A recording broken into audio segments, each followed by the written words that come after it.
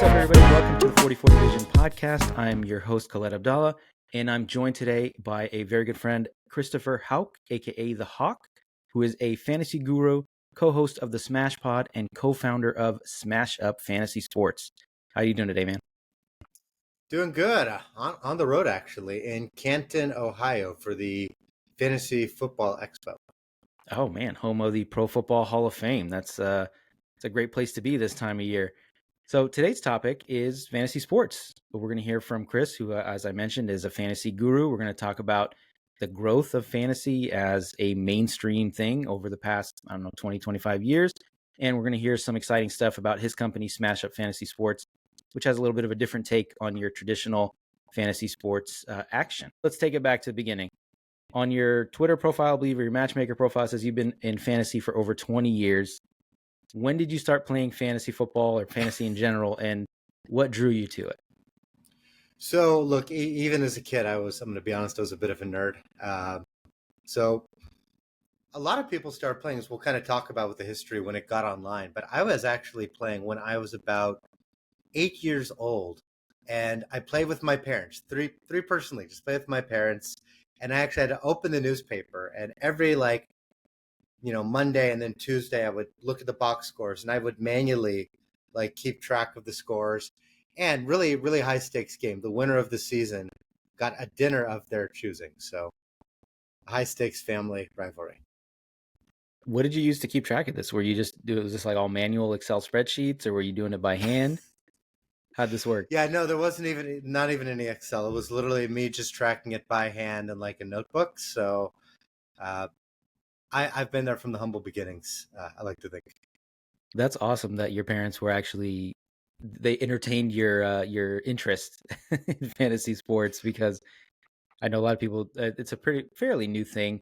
I think I started Yep. playing, I want to say like 2000, 2001, way back when, before Yep. Yahoo had fantasy. Did you ever play on sandbox.net or whatever? That's like the precursor to Yahoo Fantasy.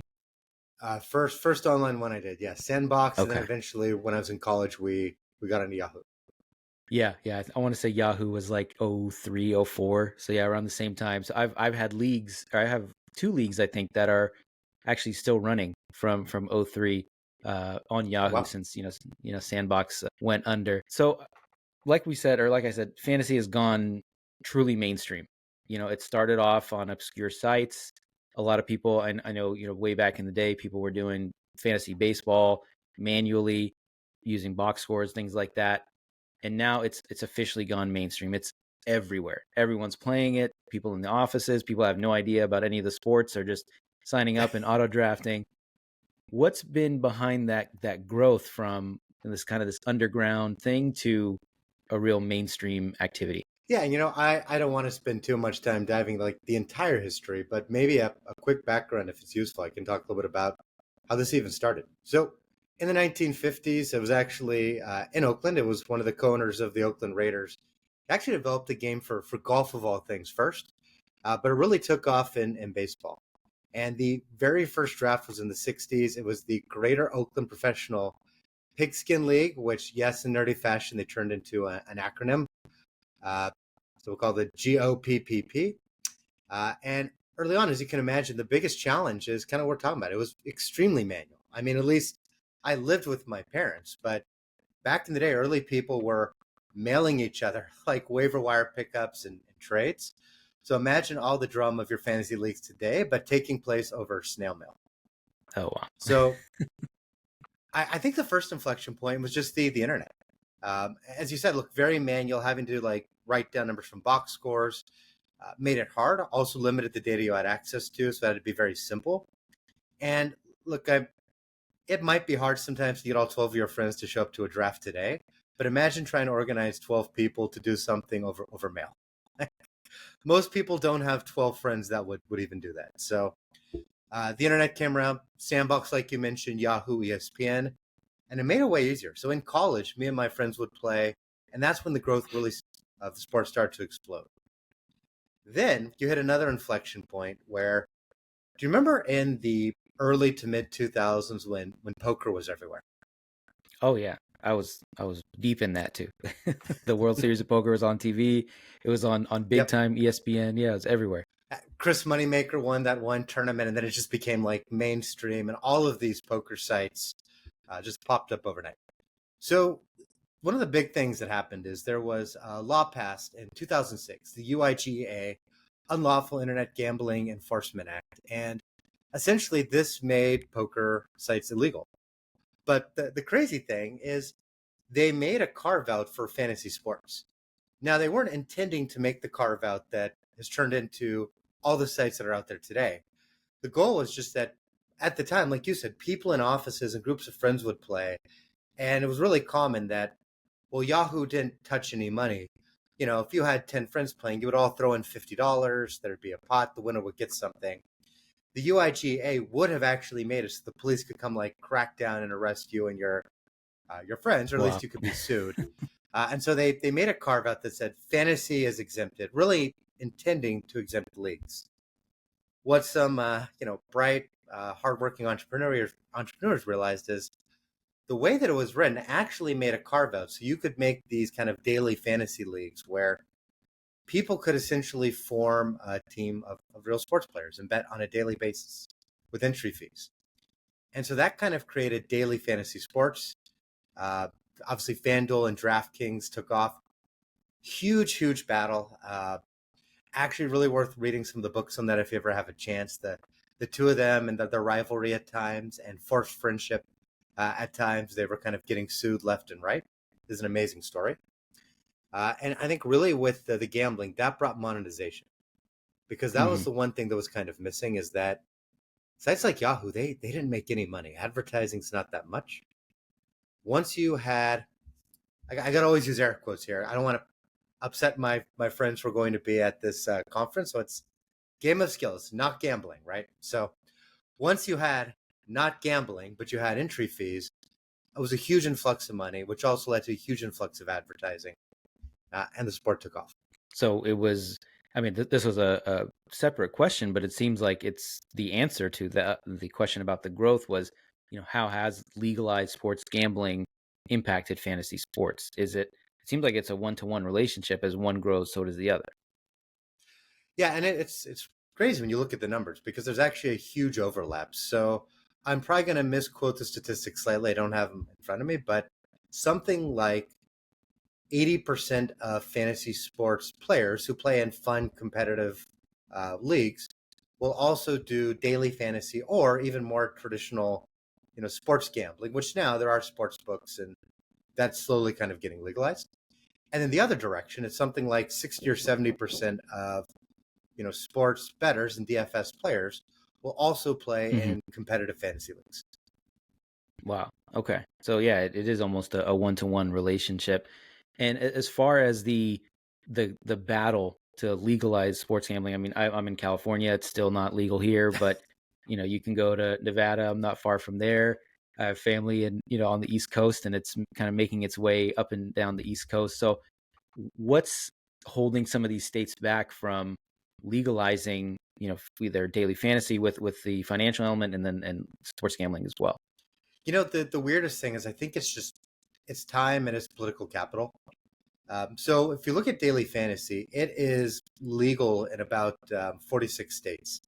And what's crazy is the four states where it's not legal, there's nothing that links them. It's not like for red states, it's not for blue states, it's not for religious states. It's like Hawaii, Washington, Idaho, and I'm going to blank on the fourth as we speak right now. But it's just kind of this weird mishmash. Gambling, maybe a little bit more trending towards blue states, but at the same time, it's partially just it takes some political will, and it takes kind of people wanting to get it done. So at this point, I think we're on the track where it's going to happen, and the question is more when and not if. Hmm.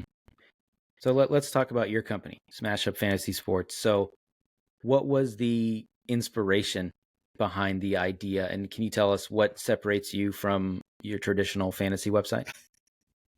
So I wish we had a really cool founding story like Netflix, right? Reed Hastings went to Blockbuster, got a late fee he was really upset about, and kind of went home and said, "I want to destroy Blockbuster." and he started Netflix and he was struggling. I wish we had that.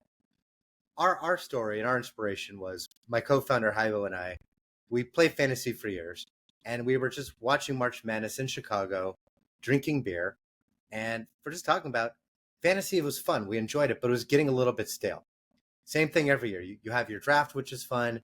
You get your team. Then once you have your team, the seasons are all the same. You set your lineup every week, but there's not that many decisions. You're always starting like Josh Allen. So you're kind of debating which wide receiver 3 do I start. You maybe make a couple of trades, but some leagues make 0 trades the whole year. You pick up some free agents and the season just kind of plays out. And you see in the data, right? You see huge interest in Google searches, with our ad partners, August, September, beginning of October, massive interest in fantasy. And then our football in particular, and it starts to kind of drop off as you get to mid-October and people get bored or their teams aren't good. Yeah, So or their we first said, and second round picks, get hurt in training camp or week 3, and then you're starting, I don't know, the 18th best quarterback in the NFL. It's not so much fun after that.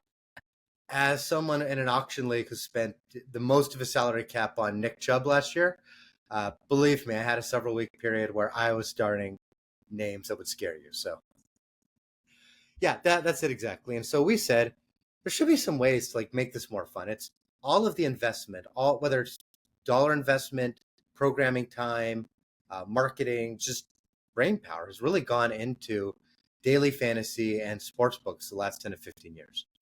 And so we said there should be a way to make this more fun. And I think what we realized pretty quickly is we didn't have to reinvent the wheel. Uh, I'll be curious to hear about your background because Haiba grew up playing all of these strategy card games like Pokemon, Yu-Gi-Oh, Hearthstone, Magic. I grew up playing video games. I mean, sports games like Madden and 2K, but also games like the Elder Scrolls series, Mario Kart, Halo. Was that there are all these really popular mechanics out there that are proven that people love. And there should be a way to bring these into fantasy sports and actually innovate on the concept itself. So let me ask you if I can, what did you Sure. grow up playing? What was your background? I did not play these strategy games. I was definitely more a video games kid. I think we all collected Pokemon cards back in the day. I never actually played the trading card game. We would all just try to get the shiny cards and put them in plastic cases and never look at them again, kind of thing. In fact, I still have some. But I was definitely a video games kid. I loved the Madden games, but definitely more of a RPG, Final Fantasy, Legend of Oh, Zelda, that kind of thing. The hits really. So I never saw the correlation between the two, but after looking at your website and seeing, the things that you guys have incorporated, I can see the connection. So why don't you tell us more about that? yeah. So where we started from, because where we started from was one, and I think where we're growing this year is a couple others. So we started with this concept called Smash Cards. And these were basically power ups that kind of blended some of the strategy card games that Hybo played with some of the video games I played. If you play like Madden or 2K, you can get, power ups in especially in like team building or creative player mode that make you better temporarily or permanently. So we didn't want to go as crazy as like Magic or Pokemon style cards because that would be too nuts to get started. So we kind of looked at a blend and we said, okay, can we make these cards or these power up cards that can do things like as simple as, you know, double your quarterback score, or it could be on a stat. So it could be, all kicks over 40 yards are worth something, or all, you know, touchdowns by your running back are worth extra. Or a popular card last year was Scramble Spikes, which would boost the running yards and rushing touchdowns by your quarterback. So if you had Lamar Jackson or Justin Fields and they're playing the Raiders, you might say, I know the game. I know this guy's going to run all over the Raiders. So I'm going to use my knowledge. I mean, these power ups aren't about like getting lucky. It's about, I know the game. So I'm going to play this card and try to leverage my knowledge to kind of make my team better.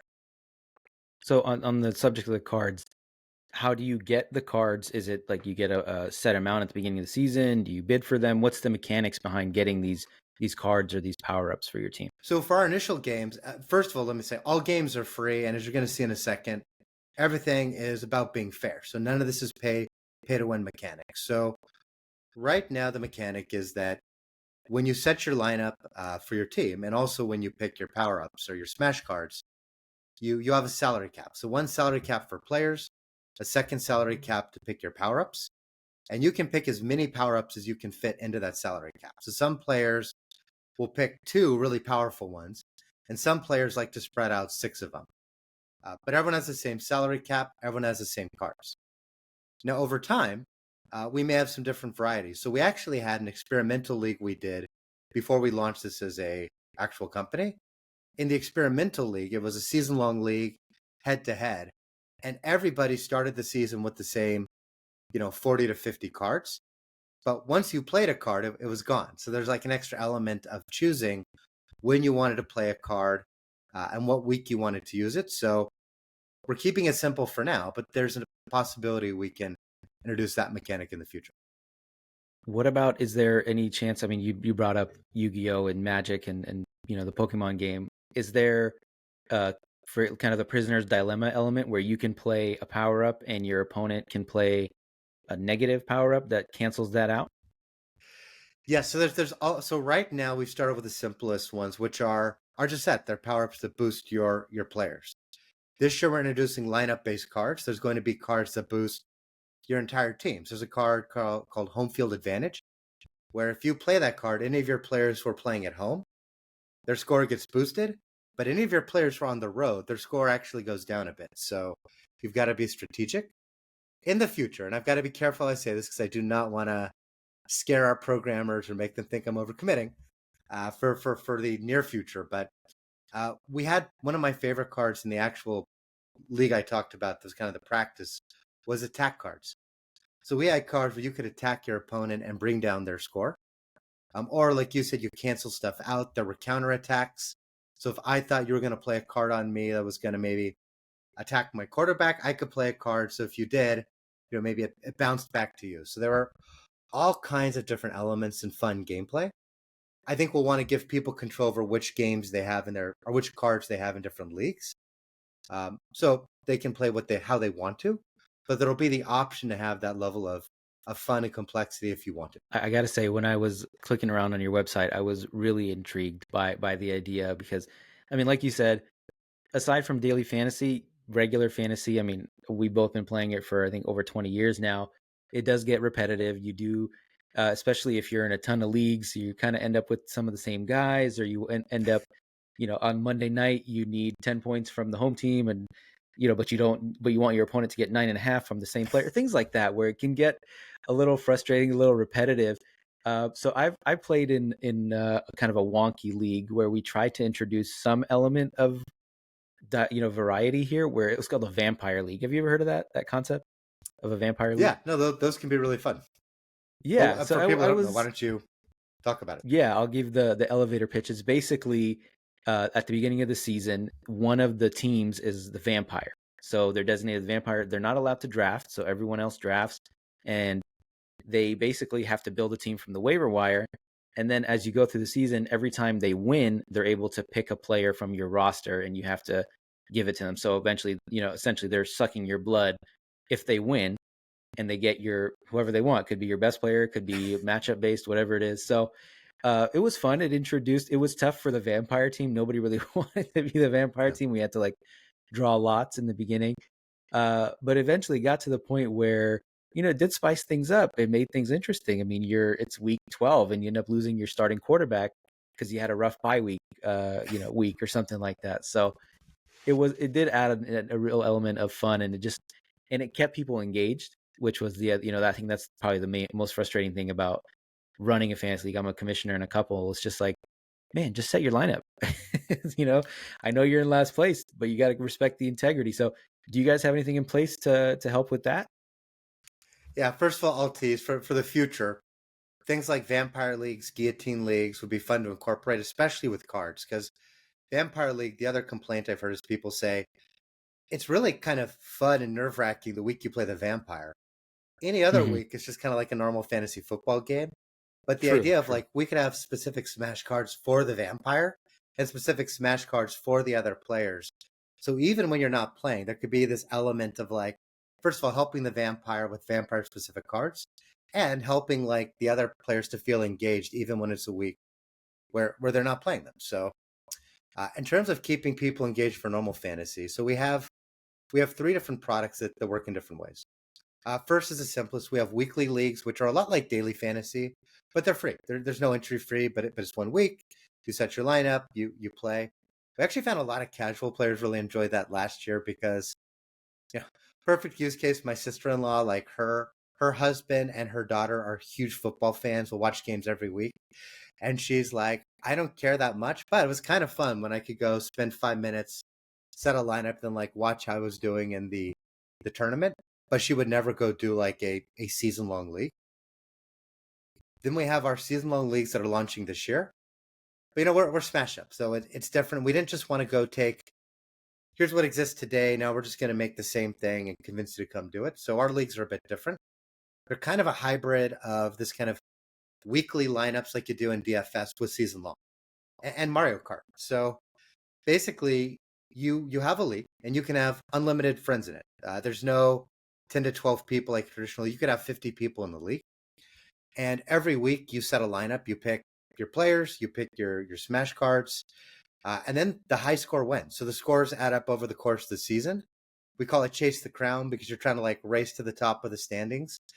And it has some unique twist to it because first of all, points matter. So if you have a really big week, in head to head fantasy, if we play and you beat me 150 to 20, it doesn't matter. That's just one win. Here, that helps you more.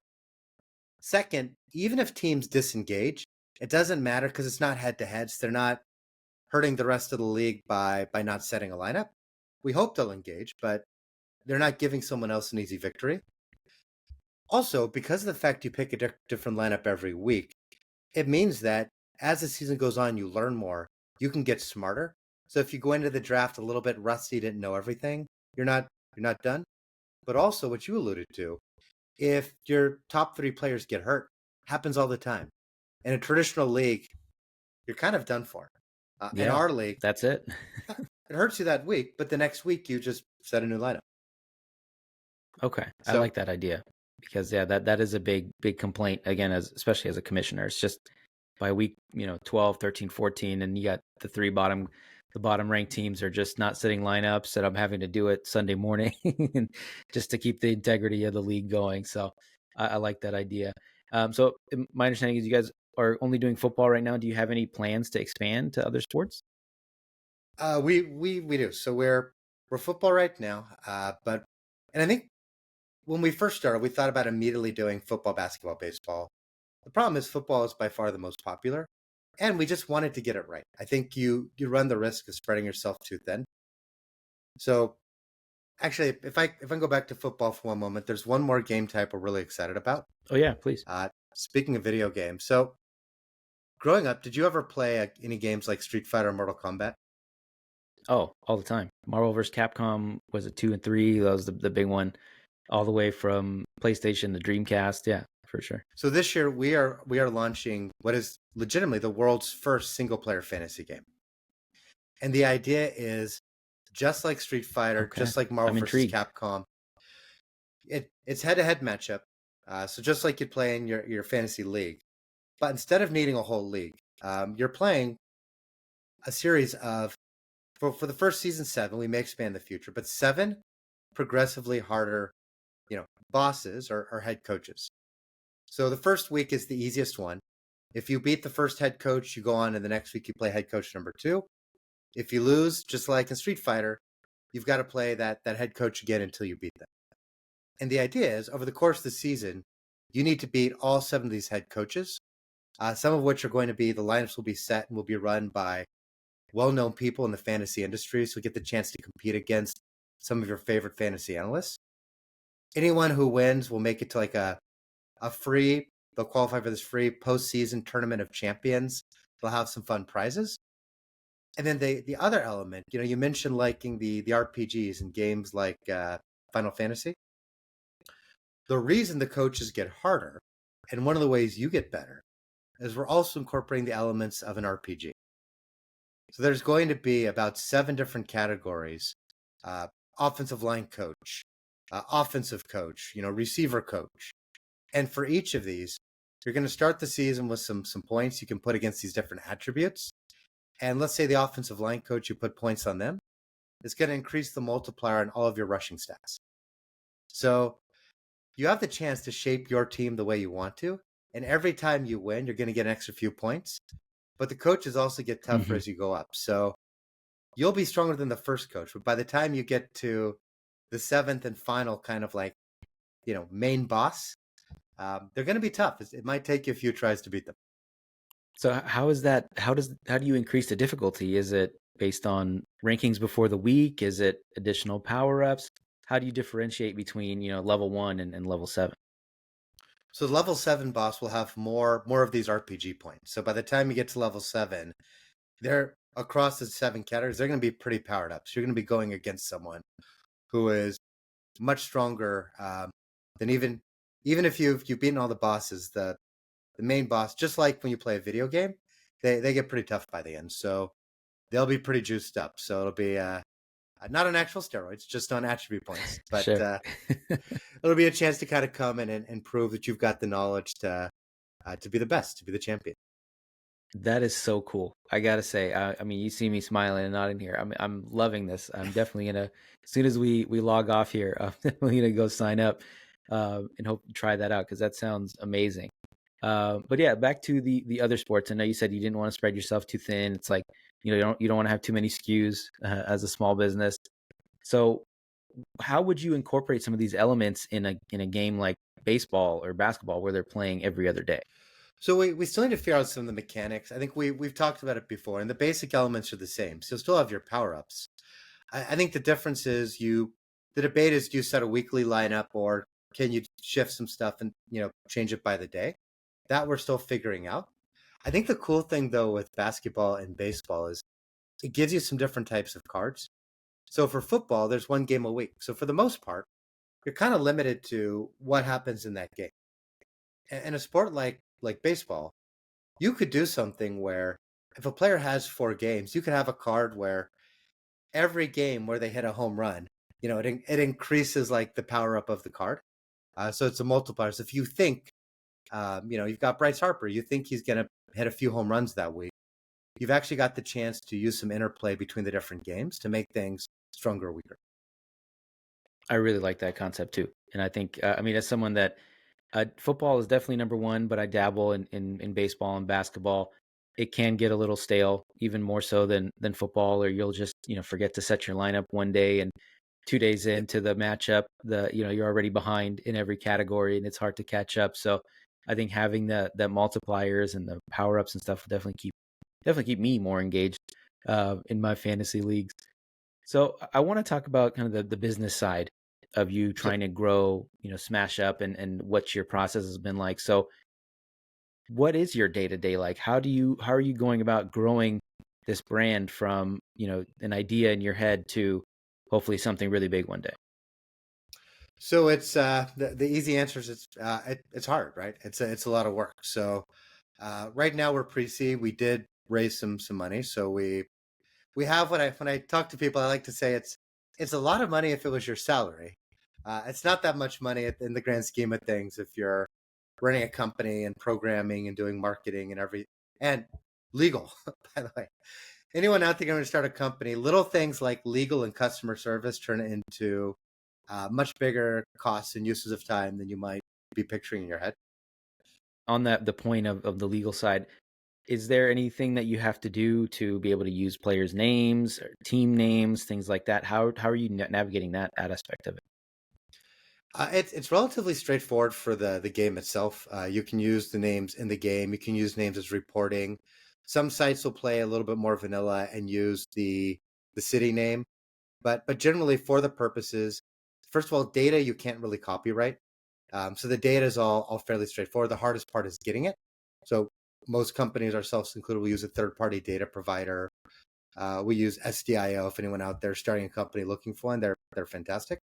And they provide sort of the data streams, so you can get the real live updated data, and you're not trying to go like scrape data like a few days later, because of course everybody wants to know in the moment how their team is doing. But it's pretty straightforward. It gets a little trickier when it gets to stuff like marketing and advertising. And then, so what's your background before you started this? I mean, you don't have to tell me where you work now, but you can tell me what's your background, and how's your background helping you in growing this company? So I went to school in LA. Grew up in Sacramento. I think we're talking about earlier, and went to school in LA. I actually worked in a digital agency for a few years, which has been helpful for the marketing side. Got my MBA. Went to University of Chicago, which is where Hybo and I met and became friends. And then I've done consulting ever since. So a lot of my consulting has focused on innovation and new product development, which has been very useful. I mean, stuff like the single player game.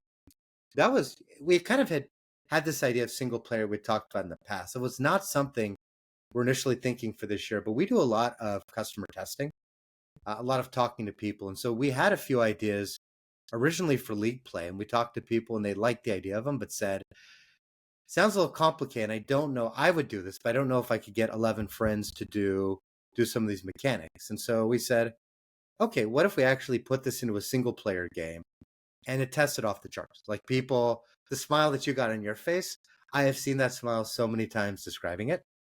I will actually tell you my background's the less interesting one. So I'm glad I went first. My co-founder, Hybo, he's actually the one who co-founded the Sports Analytics Club at Harvard. Got a call from Oh Yao wow. Ming and went over to China. Ended up becoming the general manager of the Shanghai Sharks over there once, because Yao had played for the Rockets, and when he retired, he bought a controlling interest in the Sharks and wanted to use the Hmm. same kind of analytics he saw Morey doing to get an advantage in the NBA. And then after business school, he had a cancer startup for 10 years. So he's the Wow. more interesting one. On paper, I like to think I'm the more interesting one for a Sure. conversation. I'll have to I also like interview to him think I'm too the better sometime. basketball player, but if you ask him, he might disagree. Yeah, I don't know. Maybe he's getting some private lessons from Yao Ming back then. So that's a tough one. Hey, So Yao I Ming mean, has his own wine brand now too. If you're ever looking for a good wine, it's not a cheap one, but you can get Yao Ming wine. oh, he's just got his hands in all kinds of different pots. That's awesome. So as you look out at the fantasy landscape that I think is ever changing, ever growing, besides your company, what do you see as the next kind of innovation in fantasy sports that, I mean, you can even include yours company as well, but what do you think is the next innovation to maybe attract new fans, attract more casual fans, and just keep this business moving? I think it's probably more companies coming our direction. I think that DFS, I think that gambling, that will continue. And I think you'll have innovations in terms of new types of mechanics. But at the end of the day, I think for the time being, it's going to be a little bit more limited. I think that right now there's an arms race, and companies are just battling for every 0.1% of market share on the DFS slash sportsbook side is worth millions and millions of dollars. So you're just going to see an arms race on that side. I think the big innovation is going to be more on the gaming side. So as you can probably tell, you know, we see fantasy sports as being about 50% DFS and sportsbook and gambling, and about 50% gaming. We see basically every single other company, even very traditional companies, Yahoo, Sleeper, ESPN. I don't want to speak for them. I don't want to talk about their roadmap per se, but they've at least dabbled in and entered into the DFS and sportsbook side and player props. So it's kind of the direction we see all the other companies going. And so we saw an opportunity to say, and our investors to say, let's go to the gaming side. And we might succeed, we might not. But I think that you're going to see more companies, if we can prove there's a path there, come to the gaming side and say, can we find more ways to engage people, to monetize in ways that card games, board games, video games have done for centuries now and made billions of dollars, and find ways to make this more fun. Because it's kind of crazy when you think about millions and millions and millions of people play still very traditional fantasy sports. And as you alluded to, on the traditional side, not the sportsbook side, there really hasn't been virtually any innovation. There's been some. I don't want to degrade other companies, but Sure. relatively little compared to the DFS side in the last 15, 20 years. Yeah, I think there's a lot of people that, like you said, they play that vanilla, the same thing. They're really hesitant to change. Like, what do you mean no team defense? What do you mean individual defensive players? What do you mean? throwing, even in in one of my leagues with some buddies that are, it's like a mix of fantasy guys, not some guys that aren't in too much. There was even a debate about making passing touchdowns 6 points or 4 points, and it was this huge thing. We had to take a vote, and it's just such a small change that we're doing to reflect the reality of the NFL. Whatever, I could talk about this all day, but I think what really intrigued me about your company and what really I thought set you guys apart is that gaming element, that ability, because I feel like all these other ones are, even the daily fantasy, they're all kind of, to me it seems like from the outside looking in, they're all kind of the same. It's just, which one do you prefer? Which mechanics do you Yep. prefer? Do you like the ESPN layout or the underdog or sleeper or whatever? And it's all based on preference versus any real difference in the mechanics of the game. And I think that's what's really cool about what you guys are doing, is it really sets you apart in that regard. So where can folks find you guys? Where can folks sign up? Let us know about all that. So first thing, if you're listening, you want to try this out, go to smashupsports.com. And we even have a promo code for you, 4040 Vision. So go put in the promo code 4040 Vision. Again, everything's free. So the promo code doesn't get you like the DraftKings Sure. $200, but it will get you, like in our weekly tournament, everyone gets 3 lineups, but with the promo code, you get 4. Tiny advantage, Okay. but a little bit of an Love extra it. chance to win. And the single player, you may get a few extra attribute points to start the year to power up your roster. So there'll be some little things to help along the way. Beyond that, you can go find us on social media at SmashUp Sports, and that's on pretty much everything. So Instagram, TikTok, YouTube, Twitter, and as alluded to earlier, you can find us on the Smash Pod 2 on Spotify, on YouTube, on Apple Podcast, pretty much wherever you listen. If you want to hear a little more on fantasy, and we'll have to have you on our show as well. Oh, I'd love to. Well, again really appreciate what you guys are doing. It sounds awesome. I'm definitely, I'm not even joking, as soon as we log off here, I'm going to go sign up with that promo code, and especially that single player, because I can think of maybe a couple guys in my social sphere that would be really interested in this, but definitely the single player for me is it sounds really cool. So I'm going to check that out. And I Thank think you for for a your lot of time. people, by the time they get to week 3 and like 3 of their players are injured, they're going to be like, I swear I'm good at fantasy. Don't judge me by my league. And they're going to find a single player and say, this is my chance at redemption for the season as well. Exactly. Love it. Love it. So again, you guys can find them at SmashUp Sports on all the major social media sites. I'll make sure to include the links in the YouTube description and the podcast description. So thank you again, Chris. Thanks for your flexibility. I know we had to reschedule a couple times and you're on the road, so I really appreciate you making the time for this conversation. Absolutely. Thank you for having me on. It's been an absolute pleasure.